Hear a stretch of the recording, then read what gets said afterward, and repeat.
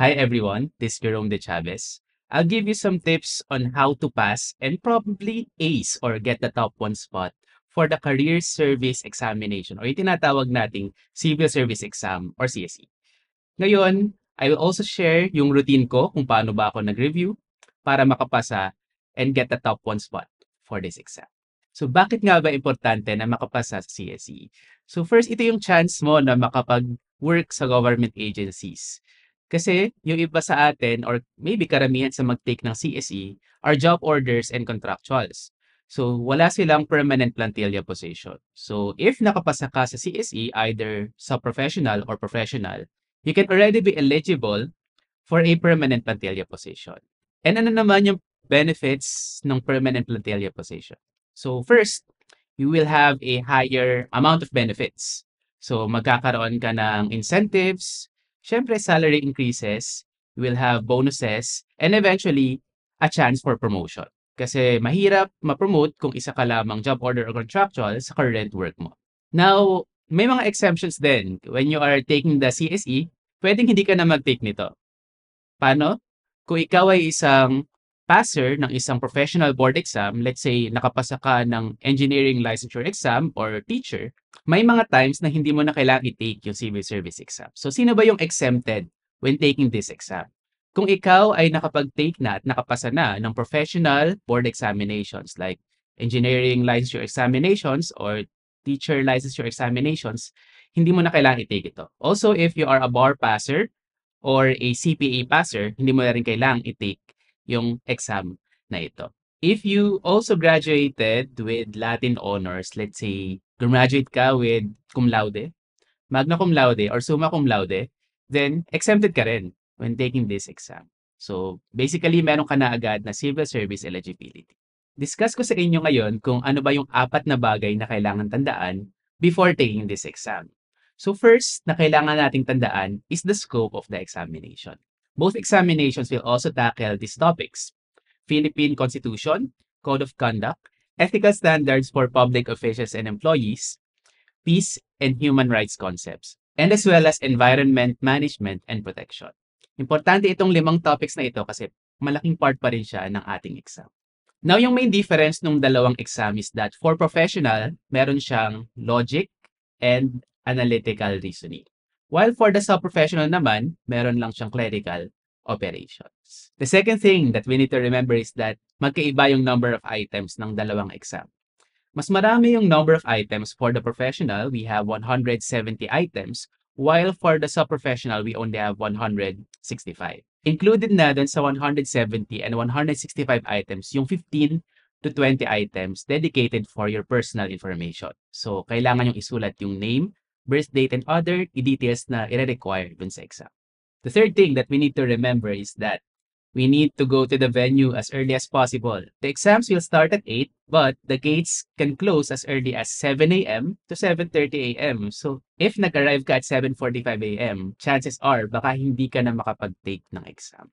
The fourth thing that we need to remember is that the passing score for this exam is an average of 80% for the 4 competency areas. So, you need to have higher than 80% scores for majority of these areas, no? So, kahit na medyo mababa ka dun sa isa, let's say naka 75 ka lang, dapat mahatak siya ng 3 ibang areas, no?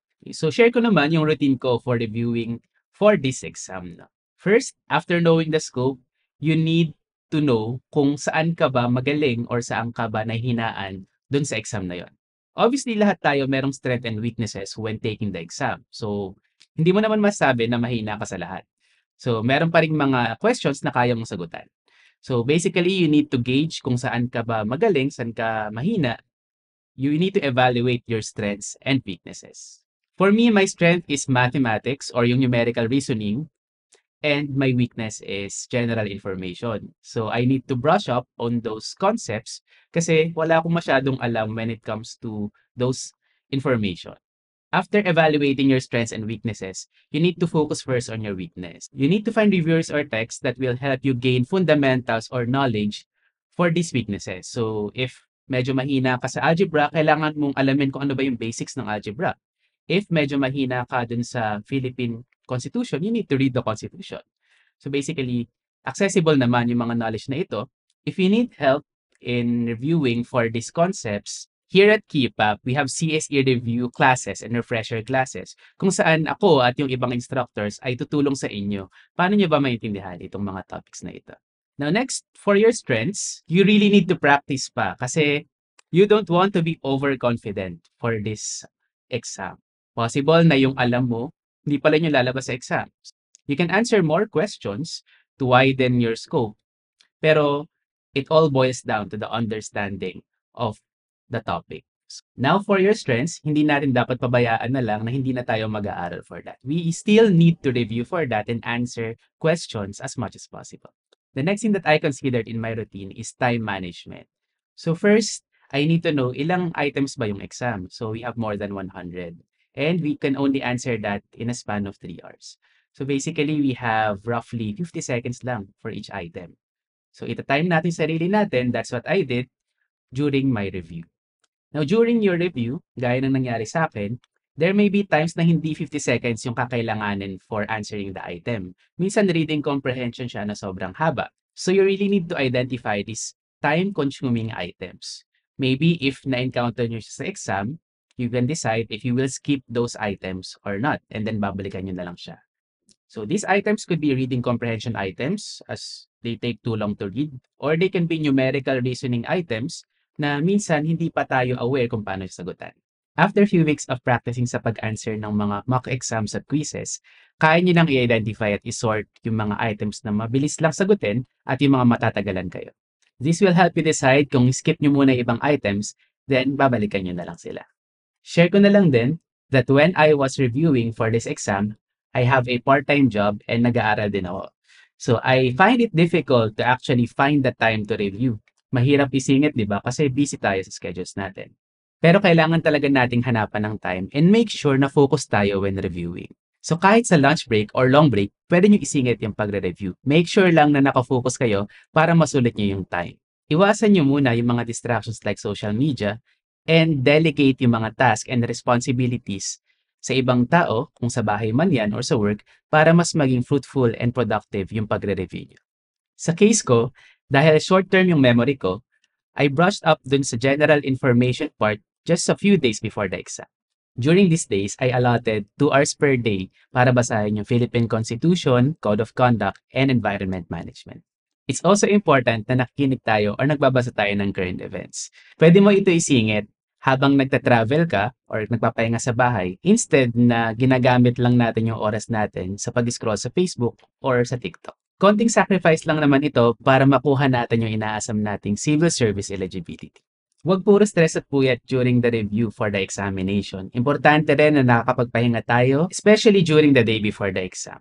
Next, mas madaling i-review yung mga concepts kapag ina-apply natin sila sa work or sa studies natin. For instance, incorporate natin yung subject-verb agreement na natutunan natin during the review sa ating mga essays or reports sa school or work. Third, teaching others could also help you pass the exam.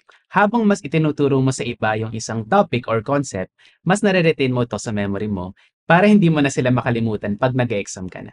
Fourth, this might not apply to all, but some games could also help you improve your logical and analytical skills. Some examples would be chess, Sudoku, or other strategy games that will help you think critically. Pwede rin yung ibang games like Scrabble and Wordle to improve your vocabulary. Pero wag natin ubusin yung oras natin masyado sa paglalaro. 1 or 2 games a day is okay. Remember that these tips work for me, pero pwedeng iba yung learning strategies nyo. Pwedeng sa inyo, mas okay yung mahabang time of studying dahil long-term yung retention nyo. Ang bottom line lang is that we need to have the right discipline and focus when it comes to reviewing for CEC. Yung konting sacrifice natin will just be for several weeks or months lang, and then we can relax after the exam and patiently wait for the results na eligible na tayo for the government position. So there, yun yung mga tips na maibibigay ko sa inyo kapag kayo na yung mag-take ng civil service exam. Once again, this is Engineer Jerome De Chavez. Thank you for watching.